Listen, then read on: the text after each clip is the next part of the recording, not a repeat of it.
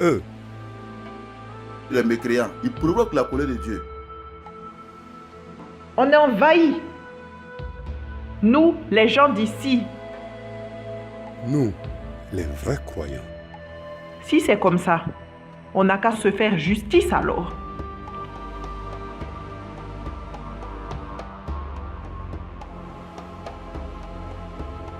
Rwanda, Serbie, Arménie, Birmanie. Pour lutter contre les idéologies de la pureté identitaire et éviter que les drames d'épuration ne se répètent, l'analyse des éléments communs à ces massacres a ouvert la voie à la prévention. Il est possible de repérer à temps les discours, les mots qui peuvent conduire au passage à l'acte, à l'élimination de l'autre, l'étranger, le mécréant, l'impur.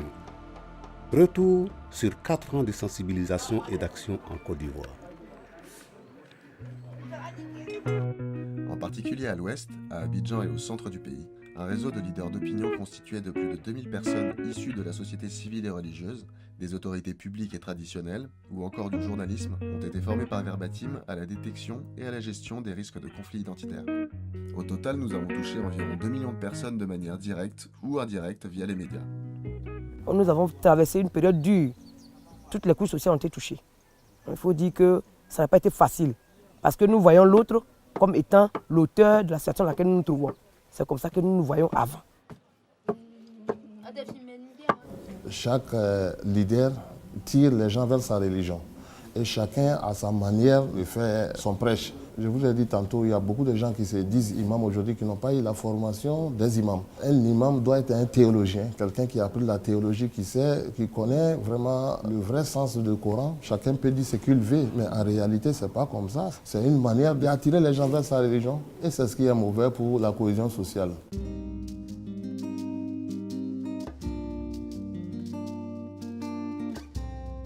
Ces dernières décennies, la Côte d'Ivoire a connu des conflits à base identitaire violents et meurtriers. La paix est encore très fragile. Notre projet est d'accompagner, de donner des clés concrètes aux leaders d'opinion de tous bords pour construire une citoyenneté ouverte et poser les bases d'une cohésion sociale durable. Les conflits qui nous arrivaient, tout de suite nous entraînaient. Qu'on généralise ou pas, on entrait dans le moule. Qu'on nous donne de dire quelque chose, c'était un peu... Vraiment, ça se faisait, mais sans arrière-pensée. S'il y a la déchirure dans une communauté, tout le monde, on ne peut plus vivre en harmonie et chacun a peur de chacun. Et donc, même ta propre religion que tu défends, tu ne peux pas la pratiquer puisqu'il n'y a pas la paix sociale dans le pays. L'autre est stigmatisé et devient l'étranger, celui dont on se sent victime. L'échange et le dialogue se ferment, la confusion entre origine et nationalité s'installe pour laisser place à un déferlement de violence primaire. Sensibiliser et alerter par des actions concrètes permet d'empêcher le repli identitaire. Formés et investis, les veilleurs prennent le relais et leurs premières actions passent par les mots. En tant que journaliste, j'ai une grande responsabilité parce que j'appartiens à la société civile. Mon rôle, c'est d'attirer l'attention des uns et des autres sur les dangers qui viennent à l'horizon, d'attirer, d'éclairer et également de tirer à boulet rouge sur les autorités qui instrumentalisent le peuple à des fins électoralistes. On a compris que certains mots utilisés peuvent créer de la violence. Donc désormais, quand quelqu'un nous envoie un message à faire passer, on analyse le message. On regarde si dans ce message, il n'y a pas de mots qui ont un caractère violent, qui peuvent entraîner une crise identitaire. Quand il y a un conflit, quand quelqu'un a fait une erreur, il faut lui dire lui, l'appeler par son nom, pour dire monsieur X a fait telle chose. Il faut régler comme ça, mais il ne faut pas indexer une communauté. J'ai appris à Verbatim qu'on pense que c'est de petites choses, mais quand ça commence petit, et puis ça s'embrase. Alors qu'au départ, on peut déceler le mal. On m'envoie un papier, on dit une milice d'Ozo, conquête de Boukani pour se venger du style des Peuls. Mais c'est une bombe à retardement. Je balance un tel papier sur les zones de radio albayenne qui est écouté dans 90% du territoire, mais j'allume le feu partout. Partout où se trouvera des Peuls et des lobbies, ils vont s'attaquer.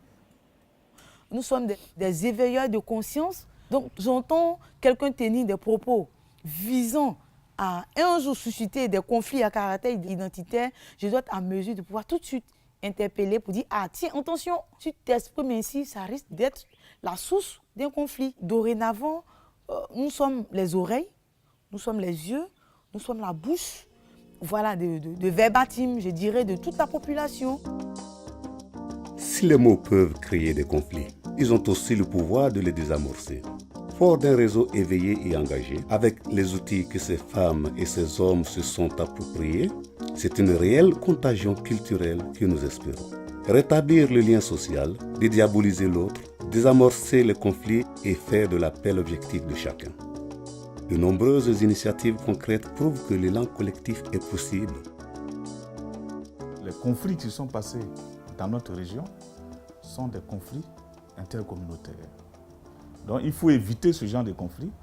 Et pour éviter ce genre de conflit, je me suis dit, après la formation que Verbatim nous a tous donnée, eh bien, qu'il était nécessaire que les chefs se rencontrent et qu'ils mettent en place cet organe-là. Et nous l'avons mis en place. Et ce collectif fait la prévention parce que dès l'instant où nous avons une information qu'il y a un conflit qui est susceptible de naître dans tel secteur, dans tel lieu, nous nous rendons dans ce lieu, nous rencontrons les personnes qui sont impliquées dans l'affaire, nous discutons avec eux et nous apaisons les uns les autres et nous évitons ainsi le conflit. Il faut sortir de sa communauté, aller vers les autres communautés pour qu'il y ait un brassage vraiment d'idées, d'opinions et qu'il y ait une acceptation mutuelle. Quand tu parles du livre saint, dans les livres saints, tous les livres saints parlent de la cohésion sociale. Donc quand Verbatim nous donne une formation, on accepte puisque ça va directement avec ce que nous avons appris dans nos différentes universités, dans nos différents séminaires. Mais ça nous aide aussi, vraiment, ça nous réconforte dans nos quotidiens, ça nous renforce. On a compris quelque chose, qu'il fallait parler, il fallait dire, éduquer la mentalité des auditeurs. J'ai créé un espace qu'on appelle Conversion. On s'est donné pour mission d'aider les auditeurs à ne pas utiliser des mots qui peuvent blesser, qui peuvent tuer, qui peuvent créer de la violence identitaire. Avec mon collègue journaliste qui est à Guiglo, donc de la Fonte Guignosé, nous avons pris l'initiative de réaliser des émissions de sensibilisation. Cette émission est baptisée Regard commun. Dans Regard commun, j'emmène les uns et les autres à regarder son semblable, même pas dans une seule dimension, mais dans plusieurs aspects de son identité. Parce qu'avec Verbatim, j'ai effectivement appris que dans l'identité d'une personne, moi, je pense qu'on peut recueillir ce qu'il y a de bon pour nous.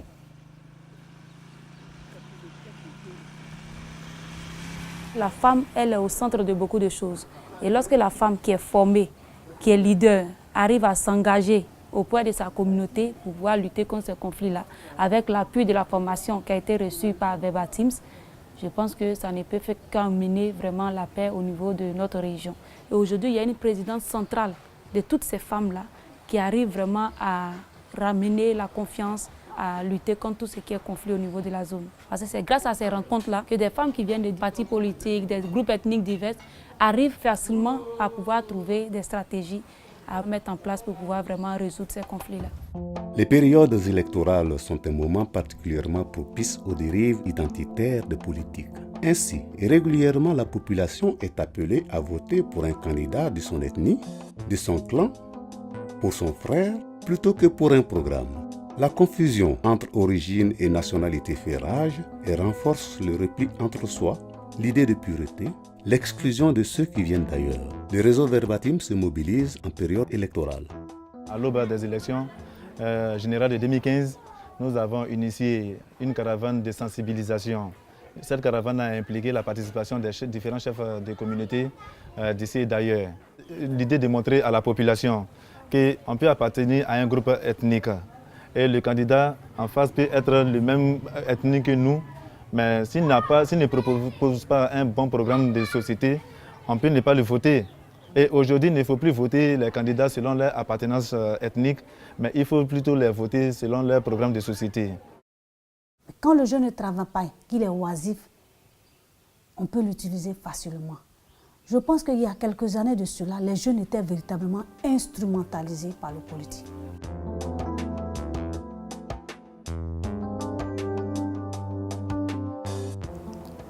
risque de la haine, le risque du rejet de l'autre, le risque de la xénophobie. Il peut y avoir même un risque d'affrontement, surtout en période électorale. Parce que quelqu'un qui a la nationalité ivoirienne, qui est dénié par quelqu'un d'autre, le jour du scrutin, on peut l'empêcher de voter. Et ça peut amener beaucoup de crises et beaucoup de problèmes. Il faut que les gens soient formés, soient outillés véritablement sur la question de la nationalité. Je veux dire, en période électorale, nous voulons jouer un rôle important. Alors, on veut que les candidats qui viennent soient des candidats sérieux, des candidats qui privilégient le débat, un débat véritablement citoyen. Il faut que nous ayons des hommes politiques véritables, qui savent qu'ils sont là au service de la population. Notre objectif, pérenniser nos actions par le biais d'un réseau actif et soutenu, renforcer la prévention auprès des individus les plus vulnérables à travers la sensibilisation des jeunes, le contrôle des prêches et redonner du sens au vivre ensemble. C'est le vivre ensemble qui pourra nous aider d'être aussi parmi les bâtisseurs de la nation ivoirienne. Voilà, parce que je le dis, nous représentons peut-être les 70% de la population, nous la jeunesse. Et si cette jeunesse est unie, si cette jeunesse n'a pas de réserve entre elle, si cette jeunesse a un esprit de vivre ensemble, je pense que c'est à nous la jeunesse, c'est à nous le peuple de proposer notre projet. Et sans cela, je tiens déjà à remercier Verbatims pour dire que Verbatims a fait de nous un leader éclairé, un leader qui désormais sera engagé pour sensibiliser, pour communiquer. Parce que ces formations des leaders d'opinion nous donnent la force, nous donnent les outils, les instruments. Et les jeunes ont reçu, les imams, les chefs religieux, les chefs traditionnels, tout le monde est unanime pour dire que nous en avons besoin. Les bâtisseurs grandissent en leadership. Ils prennent leur pouvoir citoyen en main, désamorcent les discours qui défendent la pureté ethnique ou religieuse, blindent les jeunes contre toute forme de manipulation, favorisent les débats publics de fond, apprennent à tisser des liens sociaux nouveaux, accompagnent le pouvoir public dans les initiatives de protection des plus vulnérables. Dans les sillons de ces premiers accomplissements solides se reconstruira une paix sociale durable, une société où le vivre ensemble fait grandir et enrichir, une société où la parole libère, transmet, désamorce les conflits et fait tomber toutes les barrières.